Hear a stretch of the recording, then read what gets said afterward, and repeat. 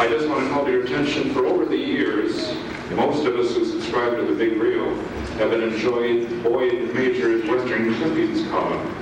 Due to circumstances and change of management with the Big Reel, Boyd is now starting his own newsletter. Boyd, would you and Donna please stand? Boyd Majors and Donna, this is the duo that is going to have a fresh start, their own newsletter, and they're prepared to take subscriptions and give you additional information about the new publication, and we certainly wish them well. And now, ladies and gentlemen, the Macho Panel. In most Hercules movies, at some point, somebody cries, "The gods are against us." However, ladies and gentlemen, tonight the gods are with us. Allow me to present the star of Hercules, Hercules Unchained, The Thief of Baghdad, and many more hits, Mr. Steve Reeves.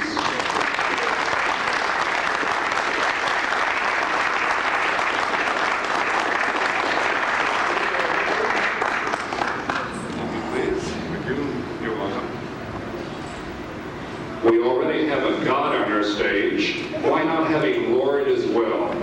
Let us welcome the Lord of the Jungle, surely one of the best of a distinguished line of Tarzans. Ladies and gentlemen, Mr. Gordon Scott.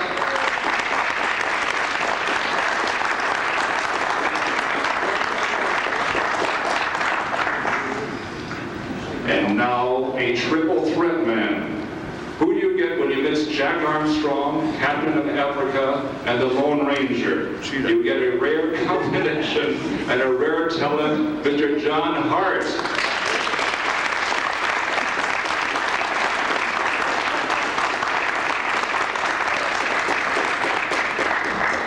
You'll notice how Mr. Hart times the applause with his arrival. The man is a professional in all fashions. Ladies, Hawkeye, Jim. I beg your pardon, and Hawkeye as well. That's sure. Ladies and gentlemen, most of you have been here before. You understand through the brilliance of your questions, we learn things about our macho panel that are not normally known. Which is the first of you to impress me with your intelligence? That gentleman back there, please. I'd like to ask Mr. Hart, if you will, to share with us recollections of being on Rawhide. Recollections of being on Rawhide, please, John. Well, I had one good part on Rawhide. I played a sheriff and had quite a long part, which got nominated for the best TV Western of the year. But outside of that, I was just one of the cowboys. I'd been gone to Canada making Hawkeye, which was a very well-received show, and Lon Chaney and I expected it to go on because it was rated 23rd or 24th the first year it was out. And they screwed it up and dumped it. So there I am, sitting in a new house, no job, no nothing. So I got a job on Rawhide, just one of the cowhands, with a line here and a line there, except for that one part. So mostly I had to be there, be on the bus at 6 in the morning, right out to the location, and to ride around or sit around day in and day out. So Poor baby. yeah. Well, thank God I could sleep on the bus. Right. I could just stick to that bus. I lived way out in Buena Park. I had to leave the house about 4:30 to make it. Anyway, Clint Eastwood and Eric Fleming were the two stars, and these were the first Rawhides, and they were new.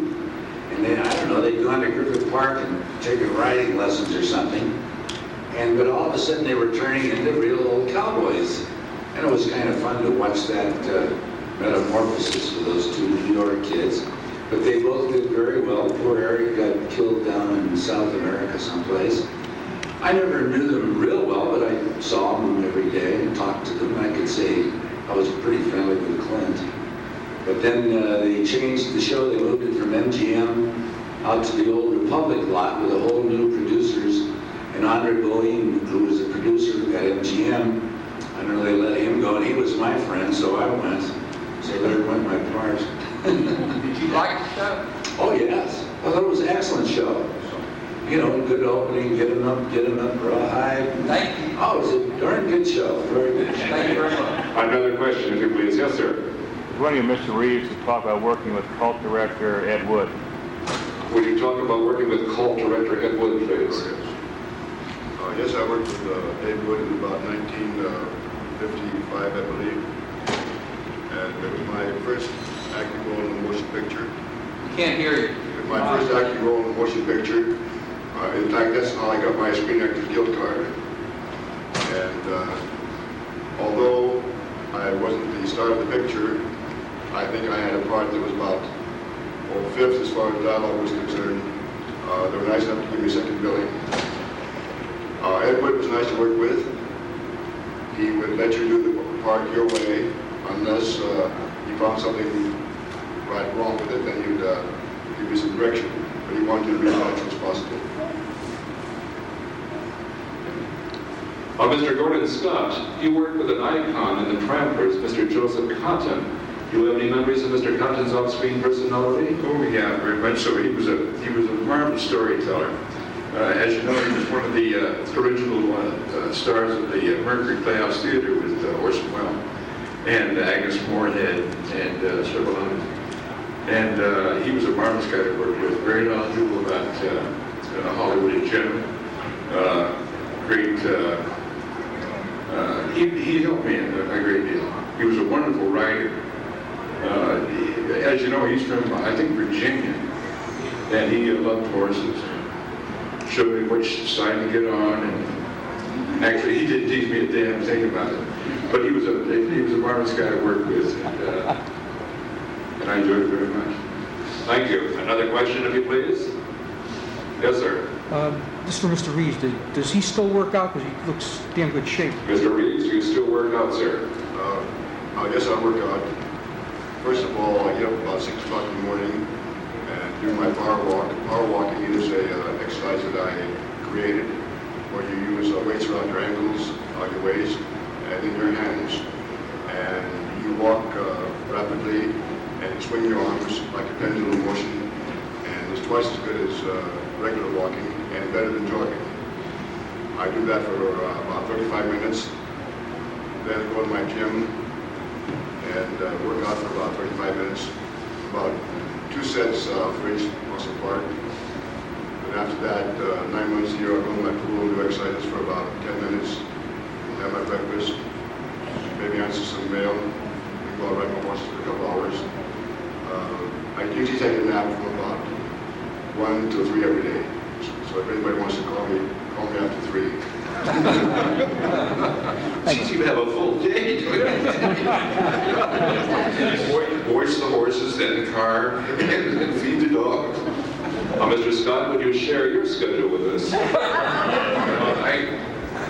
I have breakfast at about 11 o'clock.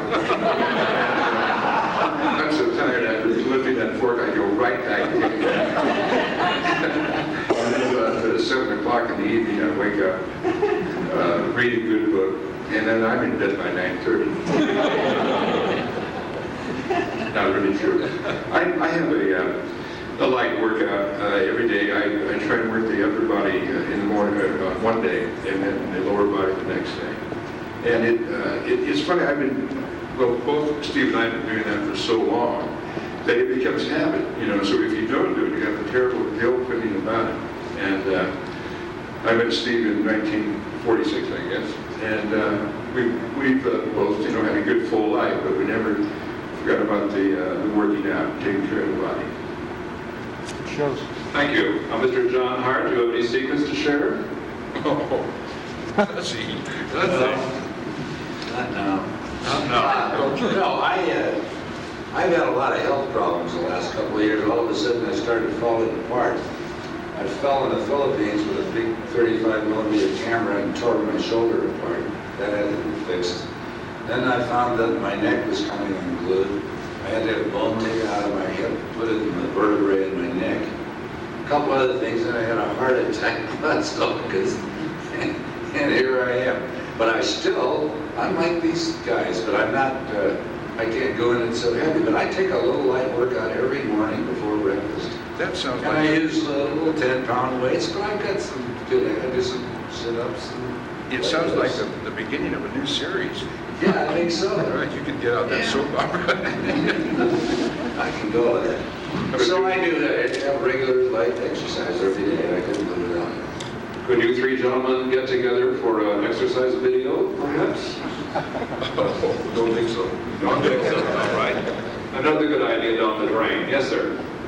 Mr. Reeves, is it true that you were up for the lead role in A Fistful of Dollars? And if so, what happened? Why did you lose that part? Is it true you were up for the lead? Yes, I was.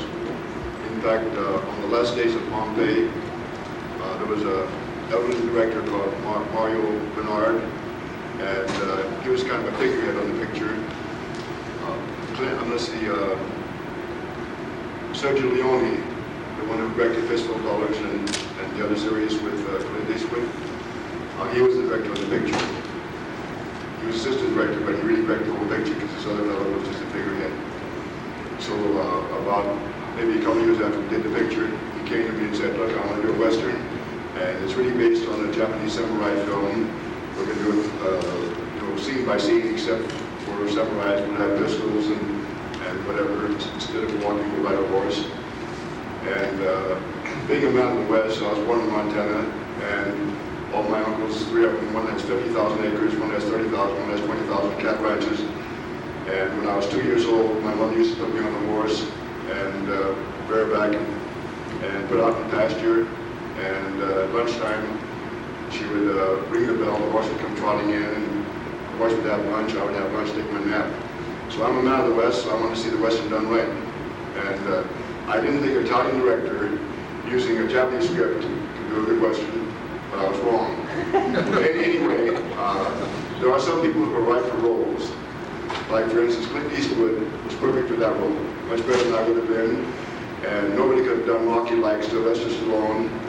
And you've known many people like that who were exactly right for the part. So I wouldn't have been as good as him. I wouldn't have wanted to be squinting my eyes into a cigar. I would have refused a cigar and kept my eyes open so I could see the room and all that. And may I add that Mr. Steve Reeves, nobody could have done better than Hercules. Yes.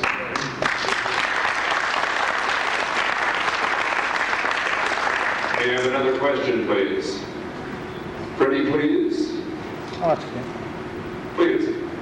This is a little bit more about health. I'd like to know what kind of supplements or vitamins that Mr. Scott and Mr. Reeves might take. You know, like. Well, I take multiple vitamins, of course, but vitamin D is very important. Vitamin C, I take 2,500 units a day. The diet is so important. Natural foods are so important for you because vitamins can, supplement. That's what they're used for. But to eat the right foods is really the idea, how they're prepared, and how they're cooked. So that's very important. Eat the red, yellow, and green vegetables. Stay away from the meat too much. Once in a while it's okay. But chicken, fish, that's my diet. Mr. Hart? What can I say? I agree with Scott. He said just about what I do, about what my diet is, and the vitamin E and the vitamin C. Yeah. But just use those. And I take one all around to cover any loss, to cover all the bases. Yeah. Mr. Reeves, do you have anything to add? Yes, I do. I agree with everything Gordon said.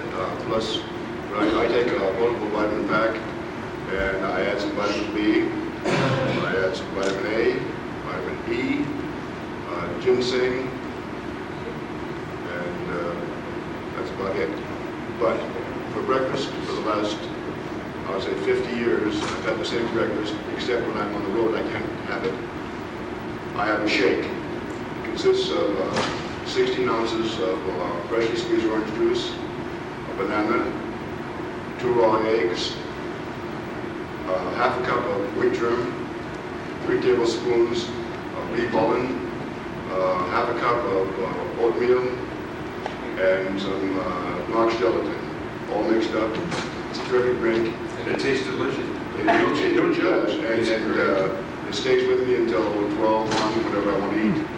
I find it's a great drink, and isn't heavy on your stomach. Thank you. Thank you. Mr. John?